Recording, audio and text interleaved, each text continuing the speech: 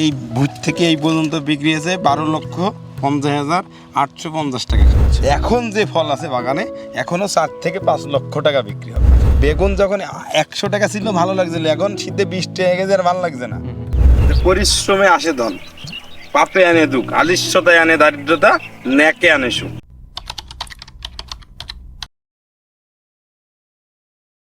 বাণিজ্যিকভাবে যদি আপনি মনে করেন যে আমি একটি ফলের চাষ করব এবং রেগুলার অর্থাৎ নিয়মিত আমি সেখান থেকে বেচা কিনা করে কিছু উপার্জন করব, তাহলে আপনাকে এমন কিছু ফলের জাত নিয়ে কাজ করতে হবে যেগুলো 12 মাস ফল দেয় এবং 12 মাস গাছে ভরপুর ফলন থাকে, বাজারে ভালো দাম পাওয়া যায়, এরকম একটি ফলের জাত নিয়ে কাজ করতে হবে। দর্শক, আজকে আমরা এই মুহূর্তে দাঁড়িয়ে রয়েছি হচ্ছে 12 মাসি জাতের একটি পেয়ারা বাগানে।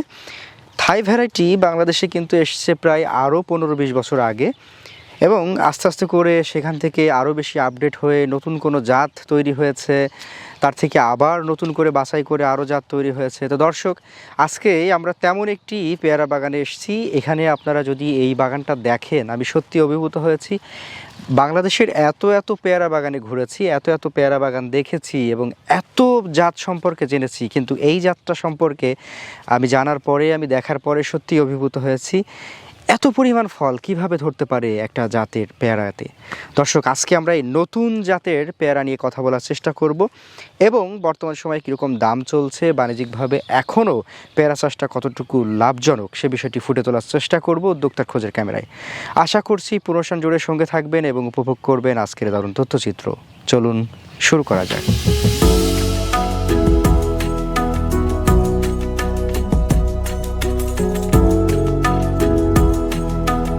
আসসালামু আলাইকুম। ওয়ালাইকুম আসসালাম। ভাইজান, কেমন আছেন? আলহামদুলিল্লাহ, আমি খুব ভালো আছি। যাক, শুনে খুবই ভালো লাগলো। আপনার নতুন একটা জাতের পেয়ারা বাগানে চলে আসছি ভাই। এটা নতুন একটি একদম নিউ ভ্যারিয়েন্ট। আচ্ছা। এটা আমরা 3 বছর পরীক্ষা করার পরে এই বছর রিলিজ দিয়েছি জাতটি। যদি কেউ প্রশ্ন করতে চায় যে আসলে এটা কি জাত, কি বলবেন তখন? এটা আসলে আমাদের একটা নতুন নাম দেয়া আছে, নামটা আমরা আমাদের কাছে কল দিলে বলবো, কেননা এই জাতটা যখনই আমি নাম দেবো তখন সারা বাংলাদেশের মানুষই দেখেন চারা বিক্রি করবে। আচ্ছা। এর আগেও ফল দিকে গিয়েছিলেন, কেমন ছিল, আর এখনও এলেন, মানে আগাগোড়া এটাতে ছোট বড় দিয়ে মনে করেন সব মিলাই বলো পেয়ারার একটা লেভেল থাকে, আর এর বলো একটা পেয়ারার সুন্দর একটা সাইজ থাকে, ফ্যামিলি সাইজ, বুঝলেন ভাই? আপনি পেয়ারাটা ওই যে কাগজ থেকে খুলে ফেলেন, হ্যাঁ ওটা ম্যাচিউর আর এইগুলো ম্যাচিউর না। দেখেন এটা একটা সাইজ দেখেন, মানে আপেল সাইজ, আর কালারটাও তো অসাধারণ। এটা তো এখনো পাকে নাই, আনম্যাচিউর যেটা বলি আমরা। এই পেয়ারার ক্ষেত্রে একটা ব্যাপার যে পেয়ারাটা এখনো যেহেতু ম্যাচিউর হয়নি, তবুও মসৃণ আছে ত্বকটা একদম। আপনি খেয়াল করে দেখেন আপেলের কোনো দিক থেকে কোয়ালিটি কম আছে কিনা দেখেন, এটা আরো সাদা হবে, আরো কালারটা সুন্দর আসবে। এখন যদি এই পেয়ারাটা আপনি খান, আপনি তো অনেক পেয়ারা খেয়েছেন, আপনি যদি এই পেয়ারার একটা কামড় দেন মুখে, তাহলে মনে করবেন যে টিএসএস মানে মিষ্টিটা আসলে একটু বেশি আসলে। আর যার যদি আপনি বিশ্বাস করেন যে এটা ভিন্ন কিনা, আপনি বলেন যে ভাই আপনি কি দেখে এটার নতুন নাম দিচ্ছেন বা এটা কি দেখে এই জাতটা নিয়ে আপনি কাজ করছেন। আচ্ছা, 2006 সাল থেকে বলো আমরা পেয়ারা চাষ করছি। আমরা যখন পেয়ারা চাষ করতাম তখন দেখা গেল যে 1 বিঘা জমিতে আমরা পেয়ারা তো হতো না, থাই 3, 7 এগুলো করতাম যখন। ওই সময় দেখা গেল থাই 3 শীতে কম পেতাম, বর্ষায় যে বেশি পেতাম।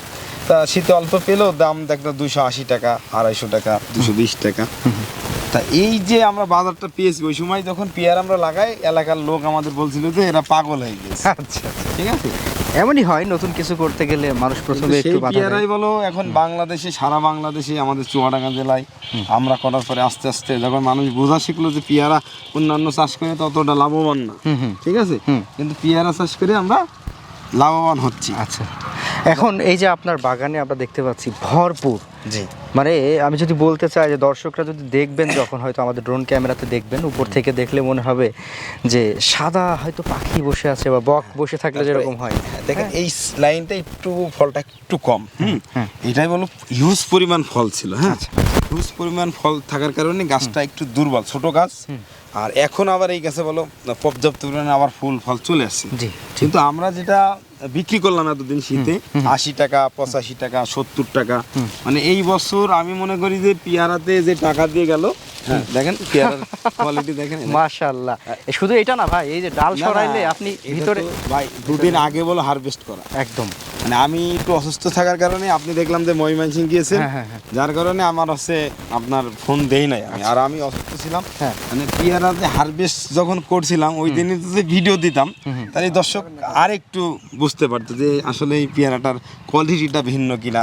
আমরা যে জাতগুলো নিয়ে কাজ করি, থাই 3, থাই 5, গোল্ডেন 8, তারপরে সুপার 10 আছে, এই জাতগুলা তো আমাদের বাগান আছে বারুইপুরের, কিন্তু এই জাতগুলার ভিতর থেকে বর্তমানে আমরা যে জাতটা নিয়ে আসি যে বাগানে, এটা একদম 2 বিঘার একটা প্লট, আর আরেক জায়গায় আছে 2 বিঘা 4 বিঘা প্লট।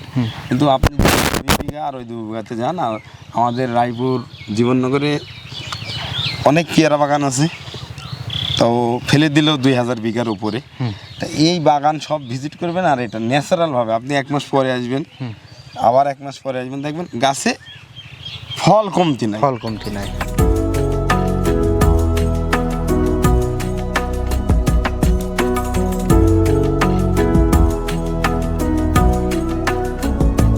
বাগানের বয়স কত চলছে এই বাগানটা যদি আমরা বলি? এটা আপনার 2 বছর 6-7 মাস, মানে 2.5 বছরের একটু বেশি বা 2.5 বছর চলছে পেয়ারা।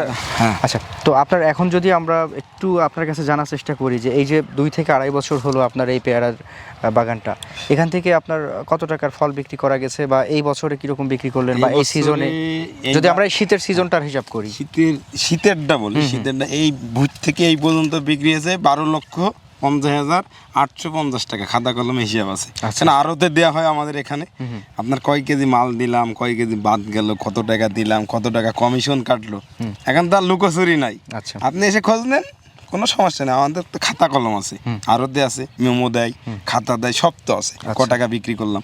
12,50,850 টাকা অলরেডি ফল বিক্রি হয়ে গেছে। এখন যে ফল আছে বাগানে, এখনো 4 থেকে 5 লক্ষ টাকা বিক্রি হবে। আচ্ছা, যদি আমরা একটা ব্যাপার জানতে চাই, যে আজ থেকে প্রায় 3-4 বছর আগে আমরা দেখেছিলাম যে পেয়ারা যারা চাষ করতেন, পেয়ারা চাষি অনেকেই পেয়ারা বাগান তুলে ফেলছিলেন। জি, পেয়ারার দাম ভালো পাওয়া যায় না, কম দাম বা খরচ ওঠে না। এখন আবার হঠাৎ করে কি এমন কৌশল আসলো যে এখন পেয়ারাতে এত বেশি লাভ করা যাচ্ছে? আমি প্রথমে একটা কথা বলেছিলাম আপনাকে, যে ওই যে আমরা দেখেছিলাম ড্রাগন 500 টাকা কেজি, তা বলছিলাম না যে লোভী চাষি লোভ সামলাতে পারে না, ধরো কোটিপতি হয়ে যাচ্ছে। যখন একটা জিনিস বাজারে আপনার চাহিদা আছে, মনে করেন যে প্রতিদিন 5,000 কেজি, আর বর্তমানে ড্রাগনের যে অবস্থা, বর্তমানে প্রতিদিন পার ডে মনে করেন যে এটা 5,000 কেজি, আর ওটা উৎপাদন হচ্ছে, হারভেস্টিং হচ্ছে প্রায় 50,000 কেজি। আচ্ছা, যখন কোনে 5,000 কেজি আর কোনে 50,000 কেজি, আপনি যখন দাম কম থাকবে যে জিনিসের, আপনি বাজার করতে যাবেন, পটলের দাম 10 টাকা, আপনি কিনবেন না 10 টাকা কেজি, পটল 80 টাকা কেজি হবে, আপনি কিনে খাবেন, ভালো লাগবে। আচ্ছা, আচ্ছা। বেগুন যখন 100 টাকা ছিল ভালো লাগছিল, এখন শীতে 20 টাকা কেজি আর ভালো লাগছে না। তো এই পেয়ারা এক সময় 280 টাকা, 200 টাকা, 190, 120, লাস্ট 90 টাকা বিক্রি করছিলাম, আর এই বছর 80 টাকা 85 টাকা। আচ্ছা, তো পেয়ারার চারা রোপণের সঠিক সময় কোনটা? আমরা মূলত প্যাকেটের চারা তৈরি করি, আর এটা আপনি 12 মাস যদি সেচ ব্যবস্থা থাকে, মানে আমাদের চুয়াডাঙ্গা, ঝিনেদা, মেহেরপুর এইসব সাইডে মনে হয় আল্লাহর রহমতে পানির কোনো সমস্যা নাই। আমাদের কৃষকরা চাষ দেয়, দেখা গেল যে এই আমার এই গাছগুলো সব 3 হাত বাই 3 হাত লাগানো এদিকে, আর এখান থেকে এখানে লাগানো হচ্ছে আপনার 5 হাত। সেক্ষেত্রে গাছের সংখ্যা কতগুলো পড়ছে বিঘা প্রতি? আমাদের এখানে প্রায় গাছ আছে আপনার ওদের 350 গাছ নাকি?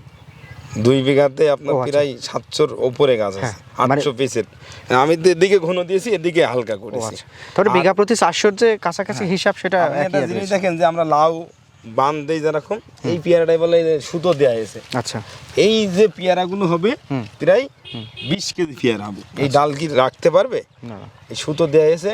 আমি বললাম যে চটা দিয়ে যদি আমরা মাছা করে দিই আরো ভালো হয়, কিন্তু খরচটা বেশি, তাই অল্প দিন 1-2 মাসের ভিতরে বিক্রি করে দেবো, তার জন্য আরো 50,000 টাকা ইনভেস্ট না করে এই কোয়ালিটিটা করা হয়েছে। আপাতত দুটো করে তার দেওয়া হয়েছে। আচ্ছা, নিচে আর সামনে উপরে। সামনে হচ্ছে আমরা গ্রীষ্মকাল এসে যাচ্ছে, শীত শেষ, তো এই যে সামনে হচ্ছে বর্ষাকালে সাধারণত হচ্ছে পেয়ারার দাম একটু কম থাকে, এখন কি আমরা রাখবেন? হচ্ছে এই ফলগুলো বৈশাখের 20 তারিখ পর্যন্ত 15 তারিখ পর্যন্ত মানে বিক্রি হবে। বৈশাখের পরে যে আমরা এগুলো সব হাত পুলিং এ চলে যাবো, এখান থেকে এখান থেকে এখান থেকে এখান থেকে এখান থেকে এখান থেকে এরকম সব এই যে ডালগুলো এই বড় ছিল, হ্যাঁ, তখন এখান থেকে কেটে দেয়া, এটা আবার এখান থেকে গোড়ার থেকে কেটে দেবো। তাহলে যখন আমি গাছ পুনিং করে দেবো তখন গাছ আমার কি হবে, আবার ছোট হয়ে যাবে। ছোটই থাকলো গাছ, কিন্তু আমার ফলনটা আমি একই পাচ্ছি।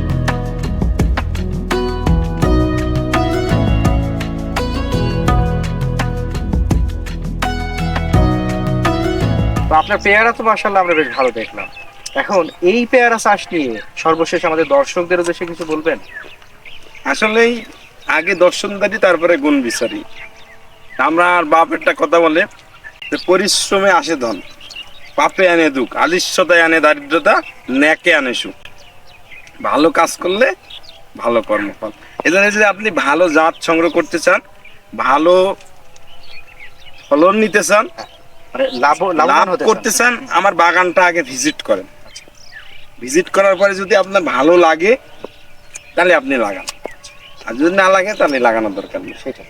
আমার কাছে ক্লিয়ার, আমি সবসময় ক্লিয়ার কথাই পছন্দ করি। আপনার তেল আমাকে মাখাইতে হবে না, আপনাকেও আমি তেল মেরে বেচবো না, ছাড়া দরকার নেই, আমার চারা কেনার দরকার নেই। কিন্তু আপনি ভালো একটা জাত লাগান, ভবিষ্যতে যেন আপনাকে আমার চেয়ে বড় একটা উদ্যোক্তা আপনি হতে পারেন। ঠিক আছে দর্শক, আমরা যেটা বুঝতে পারলাম যে একটা ভালো জাত যখন আপনি পাবেন বা ভালো জাতের একটা তথ্য যখন আপনি পাবেন, তখন আপনার প্রথম কাজ হবে হচ্ছে সেই বাগানটা ভিজিট করা, ভিজিট করুন, সেটা নিজে একটু দেখা যে আসলেই আমি যেটা ভিডিওতে যেটা দেখছি বাস্তবে সেটা কতটুকু সত্য। এরপরে যদি আপনার কাছে মনে হয় যে না ঠিক আছে, তাহলে আপনি সেই জাতটা নিয়ে চাষ করতে পারেন। এটাই হচ্ছে আমাদের শেষ কথা। সবাই ভালো থাকবেন, সুস্থ থাকবেন। হৃদয় ভাই, আপনার জন্য অসংখ্য ধন্যবাদ। ভালো থাকবেন। আসসালামু আলাইকুম। ওয়ালাইকুম আসসালাম।